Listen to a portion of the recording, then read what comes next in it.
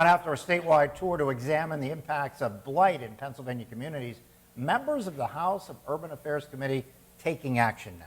Yeah, at the state capitol in Harrisburg, our correspondent Brendan Scanlon found out how lawmakers are planning to fight blight. He's joining us this evening from inside the Capitol building. Brendan, what exactly is being done in Harrisburg right now for this fight?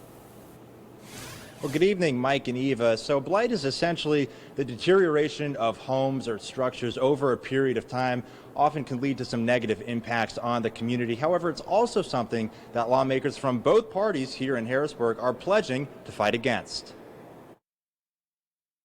This was a bipartisan effort. We have Republican and Democrat bills running together as a package, working for the betterment of all of Pennsylvania. And this is not a Republican issue. This is not a Democrat issue.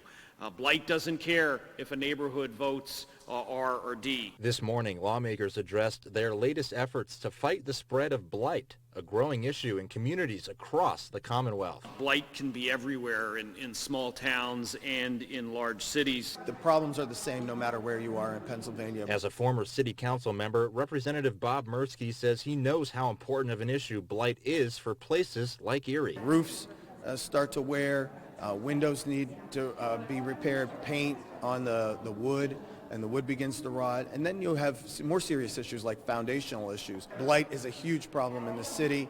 This is going to help tremendously. Mirsky's House Bill 1827 establishes the Municipal Property Maintenance Code Assistance Fund. Through budget cuts and trying to not raise taxes, oftentimes the things that were cut were not police and fire, but it was code enforcement. The fund would give municipalities the opportunity to establish a code enforcement program if they don't have one, or expand existing code enforcement operations if they do have one. Mirsky says enhancing code enforcement is key to reducing blight, and that less blight means higher home values and greater quality of life. A quality of life in your city that where people want to come to your city and people are attracted to your city.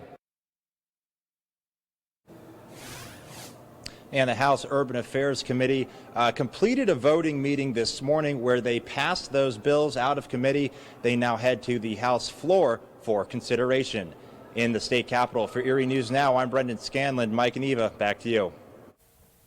All right, Brendan, thanks so much for that update. Meanwhile, Representative Bob Mirsky saying the grants would be administered by the State Department of Community and Economic Development, and municipalities would be required to provide matching funds.